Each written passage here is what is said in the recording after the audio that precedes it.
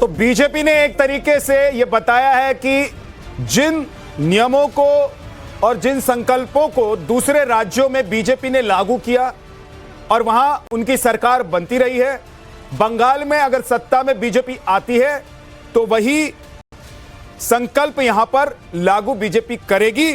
6 महीने में यूसीसी, घुसपैठियों को भगाना, भ्रष्टाचारियों से पाई पाई वसूलना, महिलाओं को नौकरी में 33% आरक्षण, 75 लाख लखपति दीदी बनाने की योजना बीजेपी की पश्चिम बंगाल में है और भय मुक्त पश्चिम बंगाल बीजेपी का संकल्प है। डॉक्टर धनंजय गिरि जी बीजेपी के प्रवक्ता हमारे साथ हैं, गार्गी नंदी रॉय पॉलिटिकल एनालिस्ट, स्वयं प्रकाश पुरोहित जी टीएमसी के प्रवक्ता हमारे साथ हैं और रजा अंसारी हमारे साथ हैं। आप सभी का बहुत बहुत स्वागत है। स्वयं प्रकाश पुरोहित जी, सबसे पहले आपका रिएक्शन मैं चाहता हूं बीजेपी के संकल्प पत्र पर।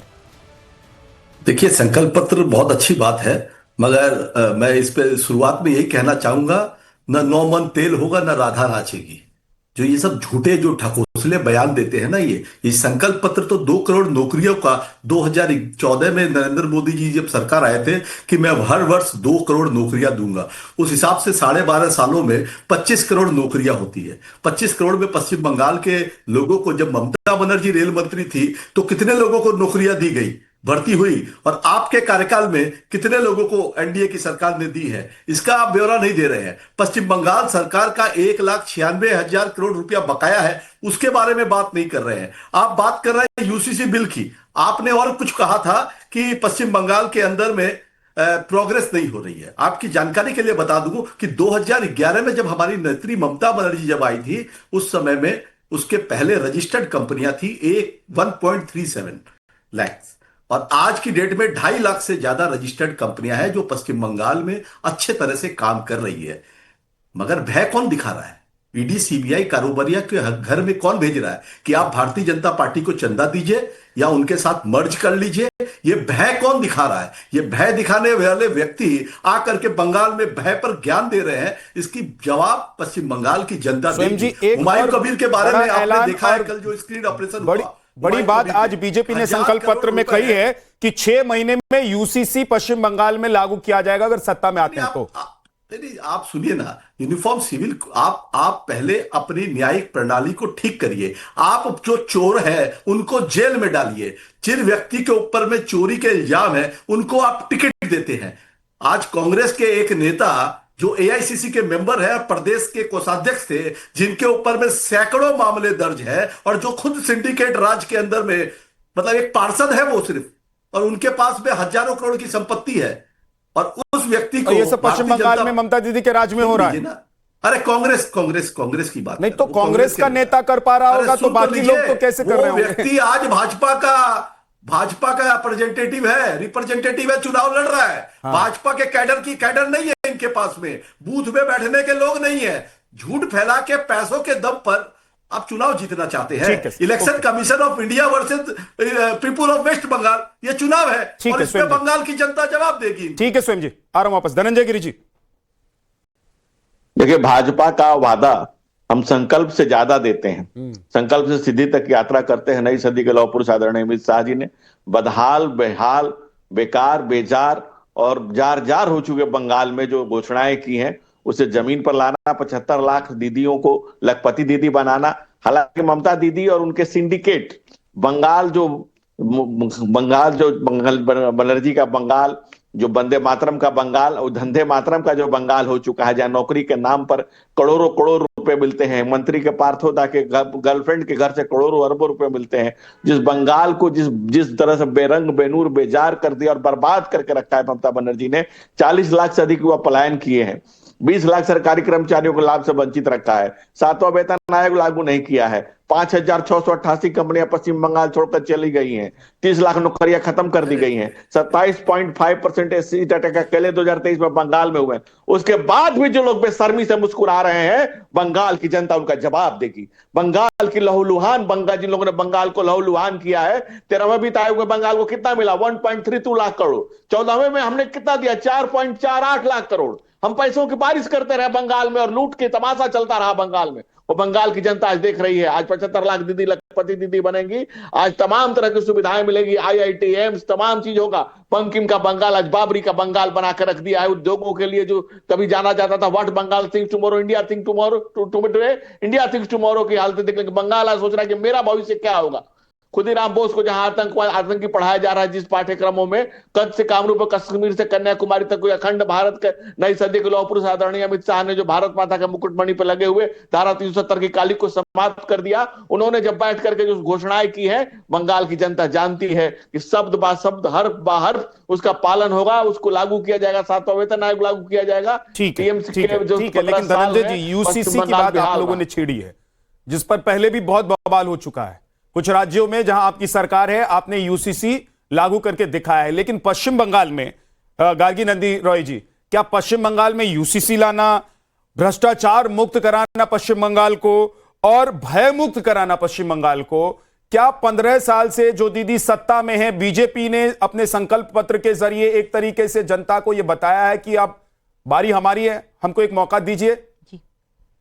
जी विद्यानाथ जी, क्या है ना, पश्चिम बंगाल को भ्रष्टाचार मुक्त और विकास युक्त करना बहुत जरूरी है, क्योंकि वहां पे उद्योगों को पुनर्जीवित करना बहुत जरूरी है। आपको इन्होंने अभी नंबर दिया, 6,668 कंपनी गए हैं और 18,450 MSMEs बंद हो चुके हैं। आपको पता है बंगाल के जो युवा है वो लोग सब कहां जाते हैं? बैंगलोर, पुणे, दिल्ली। आप जाइए बैंगलोर में जाके देखिए, तो वहां पे इलाका के इलाका है जहां पे सिर्फ आपको लगेगा वो वृद्धाश्रम है, सिर्फ माँ बाप पड़े हैं। तो ये बहुत जरूरी है, नौकरी चाहिए, उद्योगों को पुनर्जीवित करना चाहिए और महिलाओं के लिए सेफ्टी तो बहुत ही जरूरी है। और हर बात पे भ्रष्टाचार, कट मनी कल्चर, हर जगह पे आप एक घर बनाने जाओ आपको टीएमसी के सिंडिकेट से लेना पड़ेगा।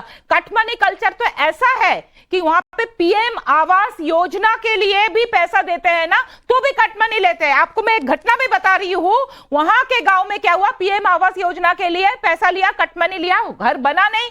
बेचारी लड़की वहां पे मांगने गए टीएमसी के मोहम्मद बुलबुल से, पता है वापस तो पैसा नहीं दिया, उस बेचारी का रेप भी हो गया।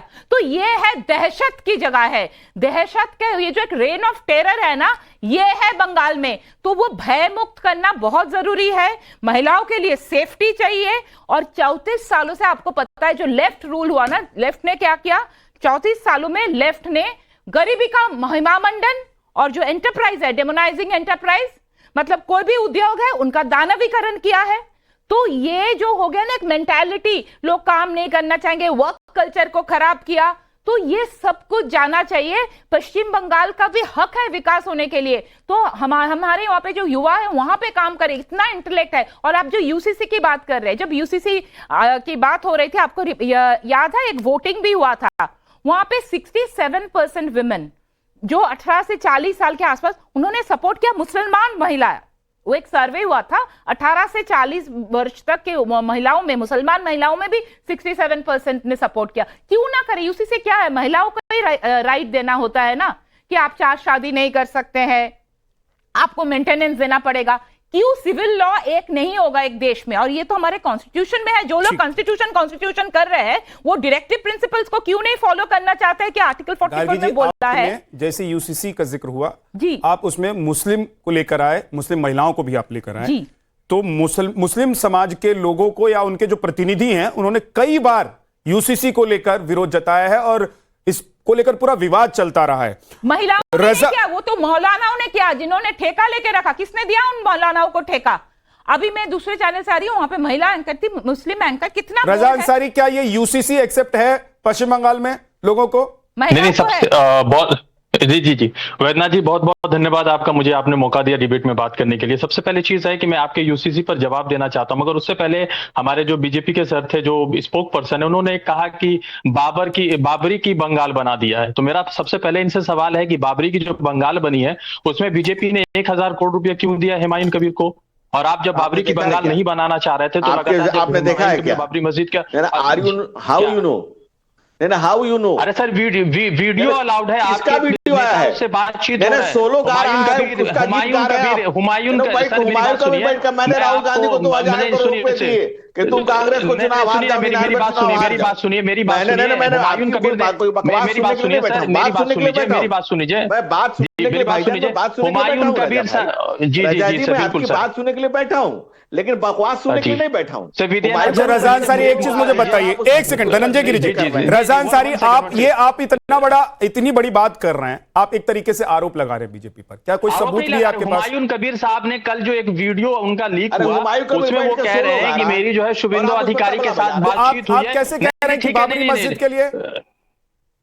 वो कह रहे हैं कि 1000 करोड़ रुपए दिए गए जिससे मुसलमानों को बेवकूफ बनाया जाए, मुसलमानों को इस तरह से वर्गलाया जाए, ये बात मैं कह रहा हूं। और बाबरी मस्जिद की बात कर रहे थे तो ये एक तरफ कह रहे हैं कि बाबरी मस्जिद के खिलाफ बात कर रहे हैं, बाबरी मस्जिद को बनने नहीं देंगे, दूसरी तरफ इनका गठबंधन इंटरनली हुमायूं कबीर के साथ चल रहा था। असदुद्दीन ओवैसी ने तो मुखरता के साथ उस गठबंधन को तोड़ दिया ना। पश्चिम बंगाल में असदुद्दीन ओवैसी अपनी पार्टी को लेकर इलेक्शन लड़ रहा है, जब उन्हें रियलाइज हुआ कि हुमायूं कबीर का गठबंधन बीजेपी के साथ है तो उन्होंने अपना गठबंधन तोड़ दिया। अब बंगाल की जनता को पहले आप लोगों को क्या रियलाइज हो रहा था? पहले आप लोगों को यह रियलाइज नहीं था कि आप लोग पश्चिम बंगाल में अकेले चुनाव लड़ सकते हैं? मतलब आप लोग पहले अपने आप को कमजोर समझ रहे थे और अभी क्या असदुद्दीन ओवैसी की पार्टी को ऐसा लग रहा है कि नहीं अकेले मैदान में उतरेंगे और जीत लेंगे, किला फतेह कर लेंगे? भाई आप लोग तो फिर वोट काटेंगे ना, फिर तो लोग कहेंगे कि आप लोग दूसरी पार्टी के लिए काम करते हैं, वोट काटने का काम करते हैं। सर ये लेने लोकतांत्रिक ढांचा है, सभी को तैयारी, सभी को मौका है और सभी के पास ये अवसर होना चाहिए। वो किसी भी राज्य में जाकर, किसी भी स्थल पर जाकर, किसी भी जगह पर जाकर, ये बताइए यूसीसी का सपोर्ट आपकी पार्टी करती है कि नहीं करती? पश्चिम बंगाल में अगर यूसीसी लागू हो, आपकी पार्टी सपोर्ट करेगी कि नहीं करेगी? नहीं, सबसे पहले सर मैं आपको एक चीज मतलब स्पष्ट कर दूं कि मैं यहाँ पर एमआईएम का स्पोक पर्सन नहीं हूं। मैं तब के एमआईएम का मैं स्पोक पर्सन नहीं हूं। मुझे पॉलिटिकल एनालिस्ट के तौर पर बुलाएगा तो मैं ये बयान देना चाहता हूं कि यूसीसी का सपोर्ट, चाहे एमआईएम हो, तृणमूल कांग्रेस हो, वो तृणमूल कांग्रेस के साथ ही अपना बयान रखेंगे। मेरा सबसे पहला चीज है कि आप यूसीसी की बात करके कब तक बहकाते रहेंगे? आप यूसीसी का ड्राफ्ट लाइए ना, यूसीसी में आप क्या शामिल करना चाह रहे हैं? सिर्फ आप यूसीसी को लेकर पिछले 2021 से लगातार लोगों को भ्रमित करने का कोशिश कर रहे हैं। नहीं, अगर मान लीजिए ड्राफ्ट लेकर आ गए, लागू करेंगे तो आप लोग सपोर्ट करेंगे?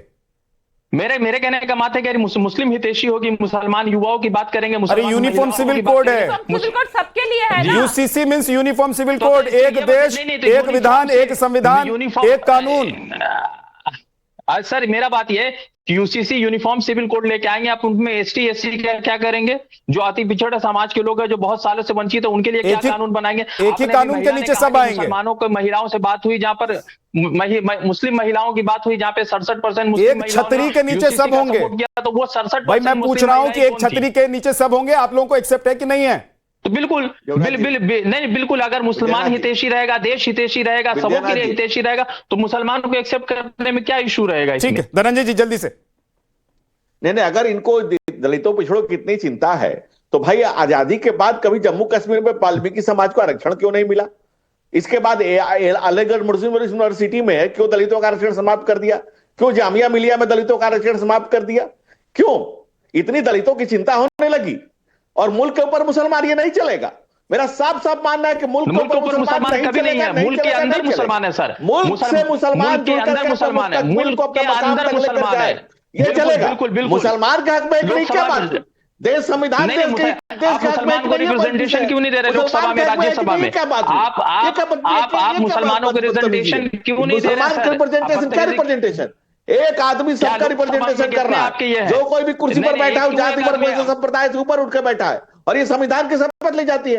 वेतनराज की शपथ क्या लेता है जो कोई आता है तो, कि मैं देश के संविधान का पालन करूंगा जाति वर्ग संप्रदाय से ऊपर उठ करके, लेकिन उसके संविधान को कहेंगे, संविधान को मानेगा कि भाई रिप्रेजेंटेटिव कहाँ है, मुसलमान कहाँ है? यही मुल्क को बांटने की नियत है। ये नियत नहीं चलेगी कि कोई मुल्क दोहरापन नहीं चलने दिया जाएगा। दानिश के साथ क्या कुछ हुआ, कुंवर दानिश अली के साथ क्या किया रमेश भिदोरी ने? आप ये बात कह रहे हैं कि मुल्क को बांटने की कोशिश कर रहे हैं। भाई उसकी कहानी बताने जाएंगे ना, उसकी कहानी बताने जाएंगे तो फिर इतिहास के पन्ने मत बुखा लिए ना सर। बाबा साहब डॉक्टर भीमराव अम्बेडकर ने लिखा कह रहे हैं कि एक आदमी बाबा साहब की रिप्रेजेंटेशन कर रहा है। बात ये है रजा अंसारी, मुझे एक चीज बता दीजिए, ये एक सेकंड, ये सेकुलर कंट्री है, यहां पर वोटर जब कोई जाकर वोट करता है ना तो ये नहीं देखता है कि वो किस धर्म से आता है, वो ये देखता है कि ये मेरा नेता बन सकता है कि नहीं बन सकता है। आप लोग क्यों आमादा इस बात पर हैं कि धर्म देखकर वोट किया करो? आप लोग जी। क्यों ऐसा करना चाहते हैं देश में कि जहां असदुद्दीन ओवैसी खड़े हों, तो सबसे- एक धर्म के लोग वहीं वोट कर रहे हैं? हाँ, शुभेंदु अधिकारी से यह सवाल पूछा जाना चाहिए था कि शुभेंदु अधिकारी ने कहा कि मुसलमानों का वोट नहीं चाहिए। शुभेंदु अधिकारी ने कहा कि मुसलमान को लोग विधानसभा के अंदर से हटा देना चाहिए। तो बीजेपी के लोगों को सबसे पहले शुभेंदु अधिकारी सर से बात करना चाहिए कि नेता प्रतिपक्ष है पश्चिम बंगाल के, और वो कह रहे हैं कि हमें मुसलमानों का वोट चाहिए ही नहीं, मुसलमान हमको वोट करेंगे ही नहीं, मुसलमान हमको वोट करना ही नहीं चाहते। तो सबसे पहले करते तो हैं ये- क्या? जो हमारे बीजेपी के प्रवक्ता जी है वो कह रहे थे, तो उनको तो सबसे पहले रज़ा शुभेंदु अंसारी अधिकारी करते सर हैं से क्या? सवाल पूछना चाहिए। कितने परसेंट जी। करते हैं? तो वो महिलाएं से पूछ लीजिए कि जो 67% यूसीसी का सपोर्ट कर रही थी, उनके पास बोलिए डेटा गार्गी जी। होगा कि कितनी परसेंट मुस्लिम महिलाएं बीजेपी को वोट करती हैं। हाँ जी, बंगाल आपको में पता है कि चुनाव है। बीजेपी आने के बाद आ रहा हूं, पुरोहित जी, आ रहा हूं आपके पास। पीएम आवास योजना बोलिए, टॉयलेट बोलिए, उजाला बोलिए, क्या मुसलमानों को नहीं ठीक है मिला? सर। आप बताइए ना। ये जो भी वेलफेयर क्यों स्कीम्स, नहीं कल्याणकारी मिलेगा? ये जो क्यों नहीं योजनाएं मिलेगा? हैं, सबको मिला ना। ये जो हाईवेज बना, क्या मुसलमान नहीं चलते? जी। तो आयुष्मान भारत जी, नहीं बिल्कुल, मिला? बिल्कुल। आप बताइए, आयुष्मान उसका भारत कहाँ नहीं मिला, विरोध हो रहा है मैम? घर नहीं कहाँ मिला, विरोध टॉयलेट हो नहीं रहा है? मिला, हम तो उजाला उसको में नहीं मिला, accept कर रहे हैं, और क्यों दीदी नहीं ने क्या करेंगे? करके रखा? आपको पता जी। है बंगाल में मुसलमानों का हालत कितना खराब है? आपको पता है? इसीलिए तो मेरे को मुसलमान बोलने की अपनी जरूरत आवाज नहीं उठा रहे हैं ना है। मैम। खुद दीदी इसीलिए के तो जो बहुत मुसलमान सगे अपनी हैं, आवाज सुन उठा रहे हैं लीजिए, ना। सुन लीजिए, जी, जो जी, बिल्कुल। मुसलमान जी, लोग बिल्कुल, दीदी को बिल्कुल। वोट करते हैं, उनको सुनना चाहिए कि एक प्रतिची इंस्टीट्यूट है अमर्त्य सेन के, उन्होंने एक स्टडी जी। किया था, living realities of Muslims in Bengal. वहां पे दिखाया गया कि वो ग्रामीण मुसलमान है 80%, उनका मंथली इनकम 5,000। आपको पता है कि, और एक जो पीरियोडिक लेवल सर्वे होता है वो देख लीजिए, गवर्नमेंट में कितना जी, लोग मैं है, एक बात पूछ रहा हूं। 13% के ऊपर है गार्गी जी, गवर्नमेंट मैं जॉब में। एक बात तो ये पूछ रहा हूं। बहुत हालत खराब है। एक- जो उद्योग होगा, विकास होगा, तो सबका होगा, क्योंकि बीजेपी बोलता है सबका साथ, सबका विकास, सबका होना गार्गी जी, चाहिए। हम लेकिन धर्म मेरा नहीं सवाल देखते। एक नेता पर नहीं, एक मिनट रज़ा अंसारी, मेरा एक सवाल है नेता कि प्रतिपक्ष आप लोग क्यों कहते नहीं हैं बताएंगे कि बात? मुस्लिम समुदाय के जो वोटर हैं वो आपके साथ होंगे, मतलब आप लोग ये कहते हैं कि ये धर्म देखकर वोट करेंगे, है ना? असदुद्दीन ओवैसी को वो इसलिए वोट करेंगे क्योंकि बिल्कुल ये नहीं असदुद्दीन ओवैसी, सर सुन लीजिए, असदुद्दीन ओवैसी कहते हैं भाई, असदुद्दीन ओवैसी को जी इसलिए सर, बिल्कुल। वोट करेंगे क्योंकि असदुद्दीन ओवैसी उस समुदाय के लोगों का प्रतिनिधित्व करते हैं, उनके नेता हैं। यहां आप है, लोग धर्म ठीक देखेंगे है। तो योजनाओं में फिर आप लोग धर्म क्यों नहीं देखते हैं? क्यों नहीं देखते कि भाई ये जो योजना आ रही है ये धर्म के लिए आ रही है कि नहीं आ रही है? फिर वहां कहेंगे कि नहीं, ठीक यहां है, पर मैं हमारा जवाब हक दूं, सर। बनता है, तो फिर वोटर का भी हक बनता है सर कि वो कहीं पर भी जाए, किसी को भी वोट करे। फिर आप लोग क्यों, वैद्यनाथ जी, फिर आप लोग क्यों वैद्यनाथ अलाइन जी, करना चाहते हैं?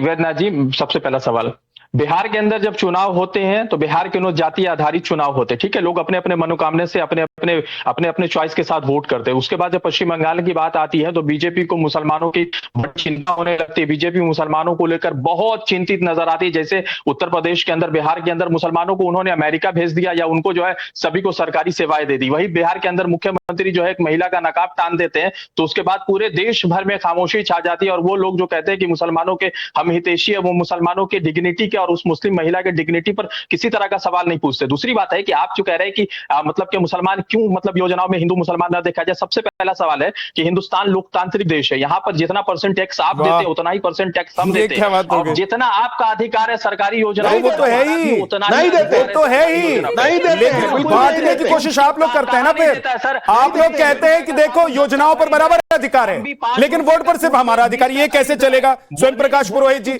अगर एक सेकंड सर, एक सेकंड, रज़ा अंसारी, ये नहीं चलेगा ना देश में जी, कि योजनाओं पर सरकार पर सबका बराबर अधिकार, लेकिन वोट बैंक पर अधिकार सिर्फ हमारा है। लेकिन एक बात तो अच्छी हुई है कि, एक सेकंड रुक जाइए अब रज़ा अंसारी, प्लीज प्लीज रुक जाइए अब, जी जी जी, स्वयं प्रकाश पुरोहित जी। लेकिन आप लोगों के लिए तो विन विन सिचुएशन है, बल्ले बल्ले है, खेला हो गया। जो जिसका जिक्र हो रहा है कि भाई हुमायूं कबीर से असदुद्दीन ओवैसी ने जिस वजह से गठबंधन तोड़ लिया है, तो फिर तो आपको लग रहा होगा कि पूरा वोट बैंक आपका बच गया।